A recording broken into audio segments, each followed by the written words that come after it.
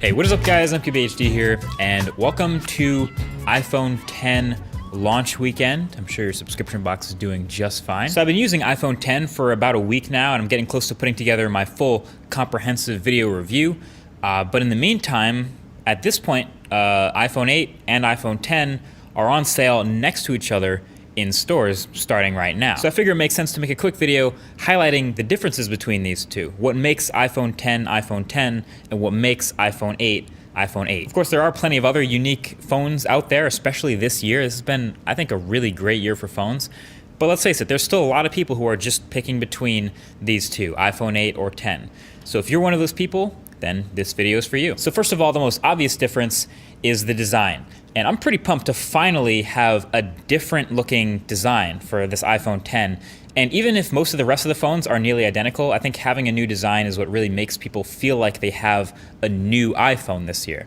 The bigger screen and the smaller footprint, finally it feels very 2017. And we all know Apple also likes to do like a little something every year just so you can look at your phone and know like, yeah, this is the newest iPhone. So this year, obviously the camera module tilted 90 degrees. You can tell from pretty far away that that's the new iPhone. And then of course the nearly unmistakable top-notch display. Get it? Top-notch. It's okay. But it's true. That's the characteristics that make it seem really new. iPhone 8, on the other hand, is familiar. Nearly the exact same design as last year and the year before and before that, with the bigger bezels, the fingerprint sensor, and the home button on the front. Some people will like that and gravitate towards that because they're used to it. But yeah, like I said, a lot of people have been waiting for something new, and that's what iPhone 10 is. True story, as I was shooting some of this, I was outside, and I guess someone was kind of stuck in traffic in their Uber, and they were like half a block away and yelled from the backseat of their car, "Hey, is that the iPhone 10? And I was like, yeah, they could. I was impressed at and they said 10, not X, but they could tell from their car way over there that it was the 10. Take it for what it's worth. Oh yeah, and there's also some new colors. So iPhone 8 comes in silver, which we're pretty used to, space gray, the darker one, and the Band-Aid gold. And iPhone 10 comes in this silver, which is a different type of silver. It's really more of a white or a pearl type of color with the very shiny aluminum bands all the way around. Just an all-around very reflective phone.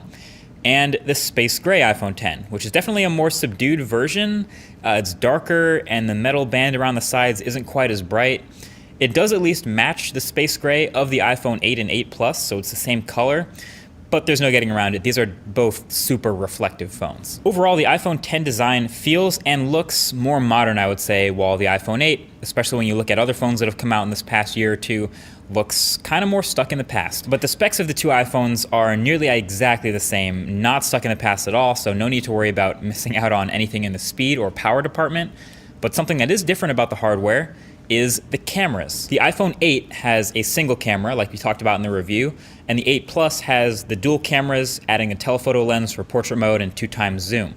iPhone 10 has actually exactly the same sensors as iPhone 8 Plus, but with slightly better glass, so a slightly wider aperture to let in more light, and now both lenses are optically stabilized instead of just one. So you can expect slightly occasionally better performance with things like zoomed in video and zoomed in photos and low light performance for portrait mode shots. It's not a huge difference maker so far from my experience.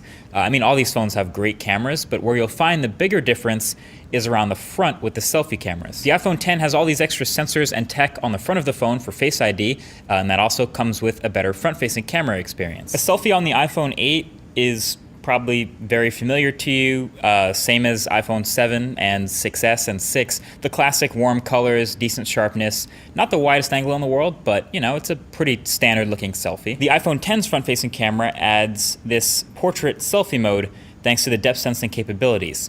It's not very good. There tends to be some sharpness and halos around the edges, and a lot of times in bright light it just refuses to blur that background at all, but this is something that can continue to get better with software updates, and I can't say I'd get this phone just for that, but it is an advantage. A big hardware difference that's going to matter between the iPhone 8 and iPhone 10 is the lack of a fingerprint reader on the 10, which means you're unlocking the phone with Face ID instead of Touch ID. Now, Face ID is cool, don't get me wrong. For me, it's worked in a huge percentage of the time in various conditions. It's been pretty quick, unlocking basically as soon as I look at the phone.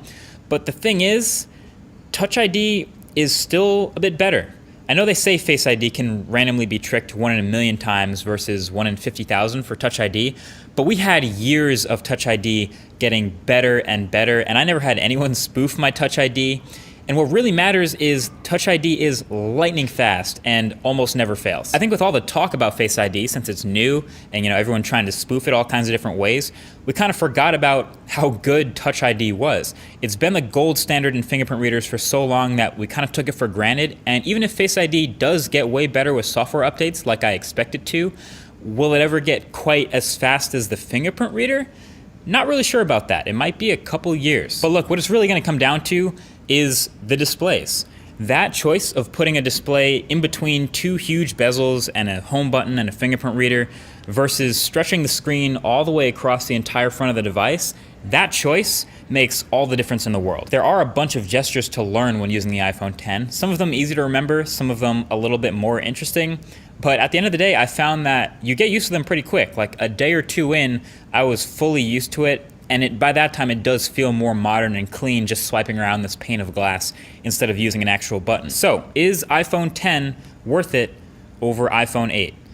Well, obviously the full review is still coming soon, so that'll be the full wrap-up of everything. But I think the question, is it worth it, comes down to the difference in price. The iPhone X starts at $1,000.